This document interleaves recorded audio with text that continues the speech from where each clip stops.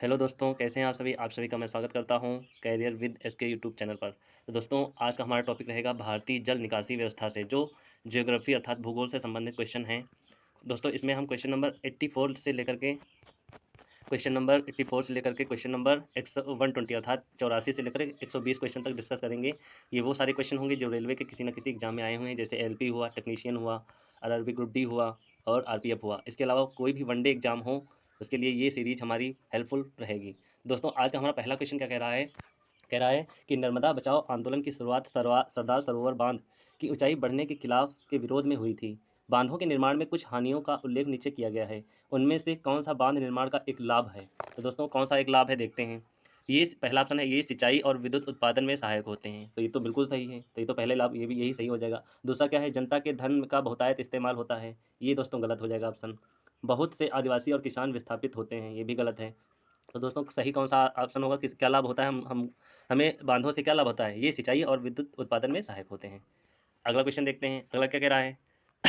गोसी खुर्द सिंचाई परियोजना निम्नलिखित में से किस राज्य से संबंधित है? तो दोस्तों, गोसी खुर्द सिंचाई परियोजना जो है ये ये तुम्हारी महाराष्ट्र से संबंधित है। कहाँ से? महाराष्ट्र राज्य से। तो गोसी खुर्द परियोजना दोस्तों, ये परियोजना 2008 से 2009 में चलन में आई। इसकी प्रमुख सिंचाई परियोजना कौन कौन सी हैं? जैसे कि जल संसाधन मंत्रालय, ये इसका मुख्यालय कहाँ है? ये नई दिल्ली में। इसके लिए वेस्ट बंगाल में कौन सी है? वेस्ट बंगाल में बात करें तो तीस्ता बैराज परियोजना। उत्तर प्रदेश में कौन सी परियोजना है? उत्तर प्रदेश में सरयू नहर राष्ट्रीय परियोजना। पंजाब की बात करें तो पंजाब में कौन सी परियोजना है? शाहपुरकंडी। कौन सी? शाहपुरकंडी। ये परियोजना कहाँ है? पंजाब में है दोस्तों। तो ऑप्शन नंबर सी सही हो जाएगा। कौन सा? महाराष्ट्र। गोसीखुर्द राष्ट्रीय सिंचाई परियोजना कहाँ है? महाराष्ट्र में। अगला क्वेश्चन देखते हैं, बांध पुनर्वास और सुधार परियोजना किस वर्ष शुरू की गई? तो किस वर्ष की गई दोस्तों? 2012 में। किस वर्ष शुरू की गई? 2012 में। तो दोस्तों, भारत सरकार ने विश्व रैंक की वित्तीय सहायता से अप्रैल 2012 में बांध पुनर्वास और सुधार परियोजना शुरू की, जिसके तहत इसमें सात राज्यों में स्थित 223 बांधों के लिए पुनर्वास प्रावधान थे। दोस्तों, इसमें लागत कितनी आई थी? 2567 करोड़। कितनी? 2567 करोड़ जो है इस परियोजना की में लागत आई थी। अगला क्वेश्चन देखते हैं, अगला क्या है, जब नदी का पानी चैनल के बाहर नदी के तटों पर अपरदन करता है तो नदी में बनने वाले मोड़ को क्या कहा जाता है? तो क्या कहते हैं दोस्तों? विसर्प कहते हैं। क्या कहते हैं इसको? विसर्प। तो दोस्तों, विसर्प होता क्या है? विसर्प को नदी चैनल, उदाहरण के लिए बोले तो झेलम नदी दोस्तों जो है एक विसर्प का उदाहरण है। इसके दौरान दोस्तों एक स्पष्ट वक्र या लूप के रूप में परिभाषित किया गया है। यह ब्रेंडेड चैनल से नदी चैनलों को एक नेटवर्क होता है जो कई थ्रेड में विभाजित होता है और छोटे छोटे स्थायी द्वीपों से अलग होता है, जिन्हें इरोड्स कहते हैं। क्या कहते हैं? इरोड्स। उदाहरण के लिए ब्रह्मपुत्र जो नदी है, ये एक इरोड्स का उदाहरण है। एक सहायक नदी धारा है जो मूल जल निकाय नदी धारा या झील आदि की ओर बहती है, जैसे कि सिंधु नदी, झेलम नदी, चिनाब नदी और व्यास नदी। ये दोस्तों जो है ये वितरिका के उदाहरण है। किसकी? वितरिका। कौन कौन? सिंधु, झेलम, व्यास। इसके अलावा दोस्तों वितरिका क्या होती है? वितरिका जैसे कि इसके लिए एक हुगली नदी कहाँ है? कोलकाता में है। ठीक है, वो भी एक गंगा वितरिका की सहायक है। इसके अलावा अगला क्वेश्चन देखते हैं, अगला क्या है, मध्य प्रदेश में पाई जाने वाली एक प्रकार की जल संग्रह प्रणाली है। तो मध्य प्रदेश में कौन सी जल संग्रह प्रणाली पाई जाती है? बंधीस। कौन सी? बंधीस। Option number A. बंधीस क्या होता है दोस्तों? बंधीस फसल प्रणाली है जो फड़ महाराष्ट्र, जिंद, लद्दाख अर्थात फड़ के नाम से महाराष्ट्र में जानी जाती है, जिंद लद्दाख में जानी जाती है, कुल्ल के नाम से हिमाचल प्रदेश में, जाबो नागालैंड में। इसी तरह से पैड सिस्टम मध्य प्रदेश में इन नामों से जो है प्रचलित है। और बंधीस नाम से कहाँ प्रचलित है? तो मध्य प्रदेश में एक जल संग्रह प्रणाली है दोस्तों ये। अगला क्वेश्चन देखते हैं, अगला क्या है, निम्नलिखित में से कौन सी यमुना की प्रणाली की सहायक नहीं है? तो यमुना की सहायक नदी कौन सी नहीं है? तो दोस्तों चिनाब नहीं है। चिनाब नदी जो है ये यमुना की सहायक नदी नहीं है। इसके अलावा दोस्तों सतलज, झेलम, ब्यास और रावी ये दोस्तों सिंधु नदी की सहायक है। किसकी? कौन कौन? सतलज हुई, सतलज, झेलम, ब्यास और रावी ये दोस्तों सिंधु नदी की सहायक नदी हैं।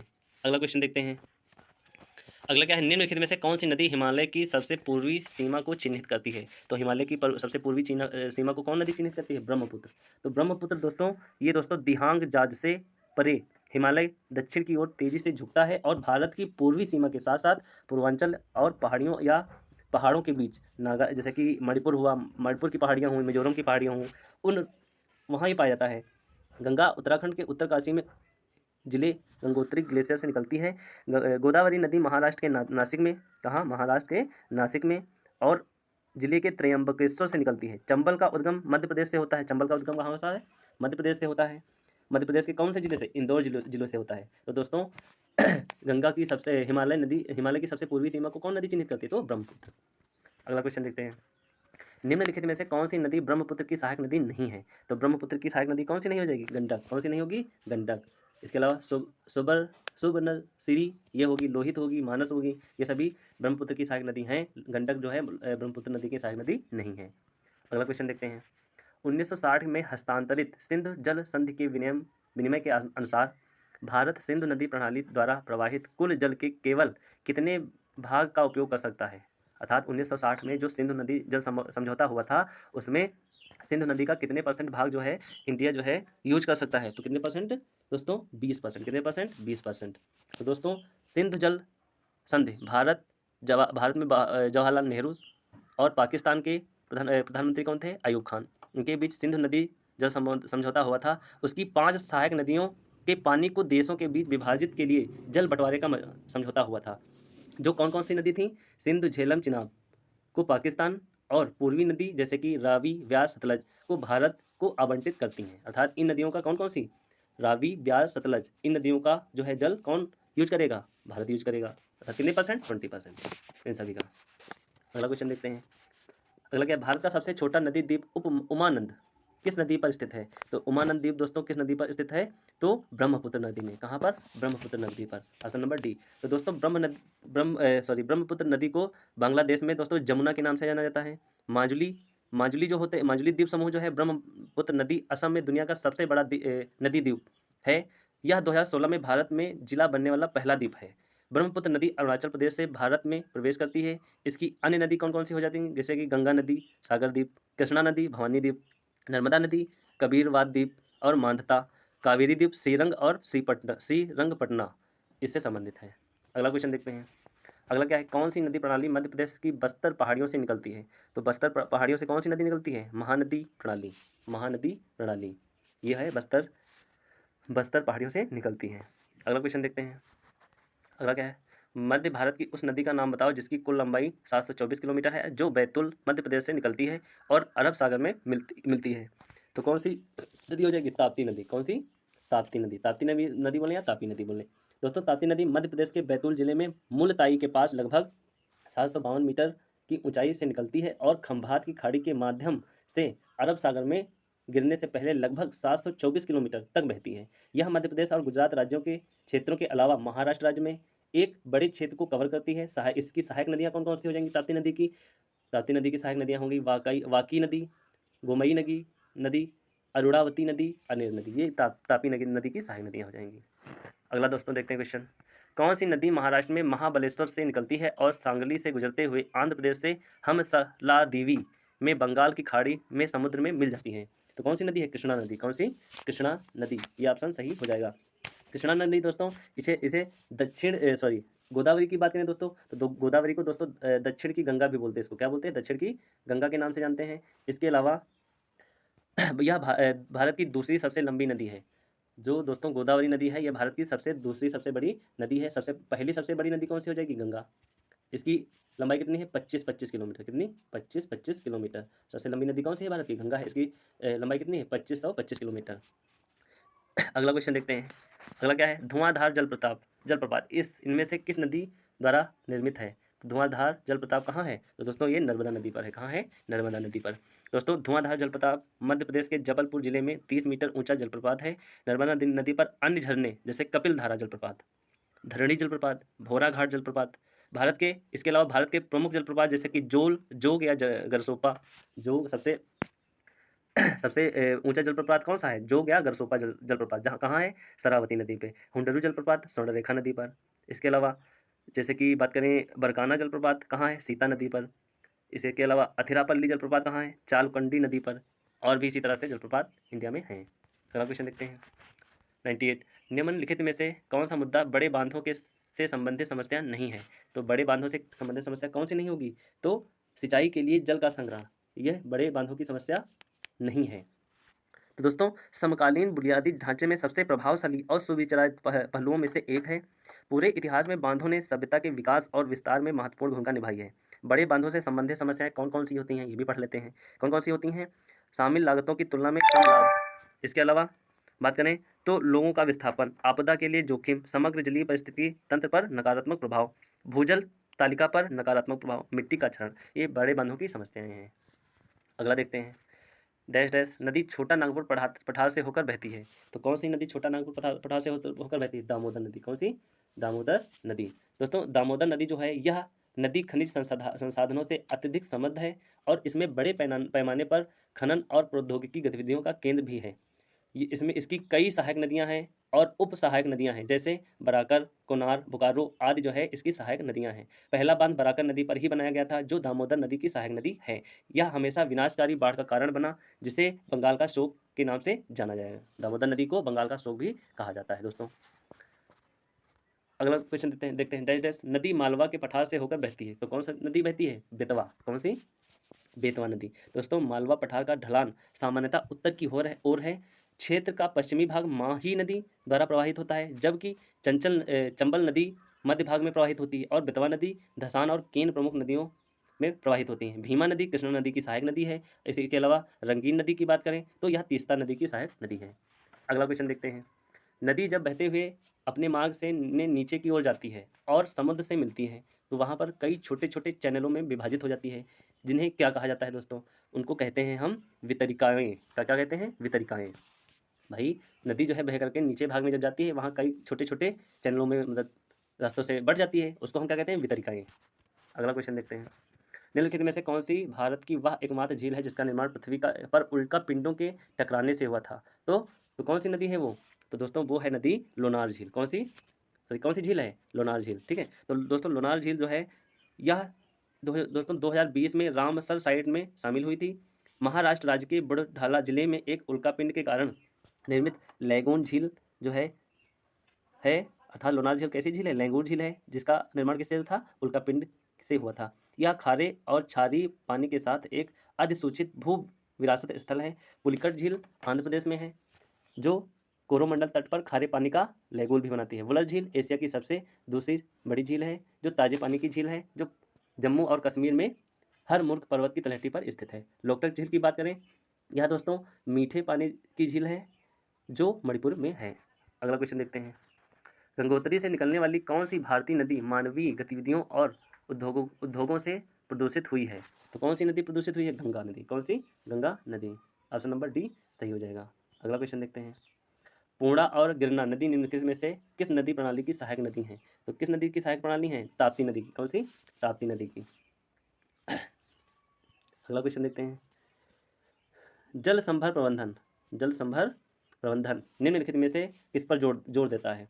तो दोस्तों किस पर जोर देता है? पढ़ते हैं। जल और मृदा का संरक्षण, ये सही है। जल संभर मतलब जल को इकट्ठा करना, जल और मृदा का संरक्षण इससे बचता है। दूसरा ऑप्शन कथन क्या है दोस्तों? भूमि और मृदा के प्राथमिक स्रोतों में सुधार, ये भी सही है।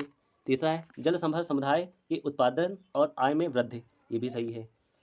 ठीक, कथन क्या कह रहा है? केवल कृषि फसल उपज के लिए में वृद्धि करके आय में वृद्धि करना जल संभर प्रबंधन में संबंध उपरोक्त कथनों में से कौन से सही है? तो दोस्तों केवल फसल और कृषि के लिए नहीं होता, ये गलत है। तो ऑप्शन कौन से कथन सही हो जाएंगे? ए बी सी, ये किस ऑप्शन में है? ऑप्शन नंबर बी, इसमें ये सही हो जाएगा। अगला क्वेश्चन देखते हैं। कृष्णा नदी की प्रमुख सहायक नदी भीमा नदी कहाँ से होकर के बहती है? तो दोस्तों ये कहाँ से होकर के बहती है? महाराष्ट्र और कर्नाटक से होकर के बहती है। ऑप्शन नंबर सी सही हो जाएगा, महाराष्ट्र और कर्नाटक का। अगला क्वेश्चन देखते हैं। इनमें से क्या एक बड़े बांध के निर्माण का सबसे कम महत्वपूर्ण कारण है? अनुप्रवाह क्षेत्रों में बाढ़ पर नियंत्रण। अनुप्रवाह क्षेत्रों में बाढ़ पर नियंत्रण मतलब बड़े बांध के निर्माण से कम महत्वपूर्ण कारण पूछ रहा है। तो इसमें पहला तो ये कारण ये सही हो जाएगा। दूसरा किसी क्षेत्र के लिए बिजली का नवीकरण, ये भी। परिवारों के लिए एक नौका विहार, मछली पकड़ने और पिकनिक मनाने का स्थान, ये ऑप्शन गलत हो जाएगा और इसमें कम कारण अर्थात यही ऑप्शन क्या होगा? सही हो जाएगा। घरों के लिए गारंटीकृत जलापूर्ति, ये भी सही हो जाएगा। तो ऑप्शन नंबर कौन सा सही हो जाएगा? कम कारण कौन सा है? ऑप्शन नंबर सी, परिवारों के लिए नौका विहार, मछली पकड़ने के लिए बड़े बांधों का निर्माण नहीं किया जाता है दोस्तों। अगला क्वेश्चन देखते हैं। निम्नलिखित में से कौन सी नदी पंजाब में नदी नहीं बहती है? तो पंजाब में दोस्तों कौन सी नदी नहीं बहती? ब्राह्मणी। कौन सी नदी नहीं बहती है? ब्राह्मणी नदी। इसके अलावा ब्राह्मणी नदी की बात करें तो यह दोस्तों रांची में बहती है, जहाँ इसका उद्गम नागरी पहाड़ियों से हुआ है। यह दक्षिण कोयल नदी और सांख नदी के संगम से बना है। झारखंड की नदियाँ की बात करें दोस्तों, तो पुनपुन नदी, चानन नदी, मयूराक्षी नदी, फाल्गुन नदी। इसके अलावा पंजाब की नदियों और कुछ फेमस नदियों की बात करें, झेलम, चिनाब, रावी, ब्यास और सतलज, ये सभी पंजाब में बहने वाली प्रमुख नदियाँ हैं। अगला क्वेश्चन देखते हैं, भारत की सबसे बड़ी प्रायद्वीपीय नदी कौन सी है? तो कौन सी है? गोदावरी। दोस्तों कौन सी? गोदावरी। तो गोदावरी की दोस्तों दक्षिण की गंगा भी कहते हैं। क्या कहते हैं? दक्षिण की गंगा के नाम से भी इसको जाना जाता है। इसके अलावा इसका उद्गम कहाँ होता है? त्र्यंबकेश्वर, नासिक, महाराष्ट्र से होता है। ब्रह्मगिरी पहाड़ियों से होता है। दोस्तों यह तेलंगाना, महाराष्ट्र, छत्तीसगढ़ और आंध्र प्रदेश राज्यों से होकर प्रवाहित होती है। अन्य नदियाँ और उनका उद्गम स्थल जैसे कि नर्मदा नदी का उद्गम स्थल कहाँ है? अमरकंटक श्रेणी अर्थात मध्य प्रदेश। कृष्णा नदी की बात करें तो ये महाबलेश्वर, सतारा, महाराष्ट्र। कावेरी नदी के उद्गम स्थल की बात करें तो काल कावेरी, कुर्नूल जिला, कर्नाटक। अगला क्वेश्चन देखते हैं, अगला क्या है? गंगा का मैदान घग्गर और तीस्ता नदियों के बीच फैला हुआ है, जिसमें लगभग 79% बेसिन का क्षेत्र भारत में है। बेसिन कितने राज्यों और केंद्र शासित प्रदेशों तक फैला हुआ है? तो कितने राज्यों और केंद्र शासित प्रदेशों तक फैला हुआ? 11। कौन से? 11। वो कौन कौन से राज्य हो जाएंगे? देखते हैं, उत्तर प्रदेश, उत्तराखंड, उत्तर प्रदेश और उत्तराखंड। इसके अलावा बिहार, झारखंड और बिहार हो गया, झारखंड हो गया, दिल्ली हुआ, हरियाणा हुआ। इसके अलावा हिमाचल प्रदेश हुआ, HP हिमाचल प्रदेश। इसके अलावा मध्य प्रदेश, MP। इसके अलावा कौन सा हो गया? छत्तीसगढ़ हुआ, CH। राजस्थान और वेस्ट बंगाल। कौन सा? वेस्ट बंगाल। तो 11 राज्य हो गए। देखो, 1 उत्तर प्रदेश, उत्तराखंड, बिहार, झारखंड और दिल्ली, हिमाचल प्रदेश, मध्य प्रदेश, छत्तीसगढ़, राजस्थान, वेस्ट बंगाल। टोटल 11 राज्यों से 79 बेसिन का क्षेत्र गुजरता है, फैला हुआ है अर्थात। राजस्थान की कौन सी नदी सूख गई थी, लेकिन एक गैर सरकारी संगठन NGO तरुण संघ भारत की सहायता से ग्रामीणों के प्रयास से पुनर्जीवित हो गई? तो कौन सी नदी थी? अरवरी नदी। कौन सी? अरवरी। अगला क्वेश्चन देखते हैं, किस नदी के कारण राजस्थान राज्य को अपनी खोई हुई हरियाली वापस मिली? तो कौन, किस नदी की? इंदिरा गांधी नहर। इंदिरा गांधी नहर, पहले इसे दोस्तों राजस्थान नहर के नाम से जाना जाता था। यह नहर परियोजना 31 मार्च 1958 को शुरू हुई और 2010 में समाप्त हो गई। इसकी कुल लंबाई 650 किलोमीटर है। इंदिरा गांधी नहर सतलज नदी और ब्यास नदियों पर बनी है। नहर पंजाब के हरिके बैराज से निकलती है और राजस्थान के थार रेगिस्तान सिंचाई प्रणाली के साथ समाप्त हो जाती है। यह दोस्तों 7 जिले, राजस्थान में 7 जिले से होकर गुजरती है। कौन कौन से? बाड़मेर, बीकानेर, चुरू, हनुमानगढ़, जैसलमेर, जोधपुर और श्री गंगानगर से होकर के गुजरती है। अगला क्वेश्चन देखते हैं, दक्षिण भारत की पेन्ना नदी निम्न में से किस पहाड़ी से निकलती है? तो पेन्ना नदी किस पहाड़ी से होकर के निकलती है? तो नंदी पहाड़ी से। कौन सी? नंदी पहाड़ी से। अगला क्वेश्चन देखते हैं, अगला क्वेश्चन क्या है? किस वर्ष में गंगोत्री से डायमंड हार्बर तक कुल फीकल कालीफार्म का स्तर उच्च था? तो 2011 में। कब? 2011 में।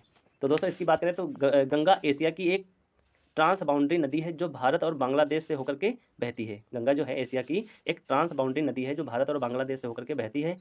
गंगा नदी का उद्गम स्थल गंगोत्री हिमनद से है। इसकी सहायक नदियाँ कौन कौन सी हो जाएंगी?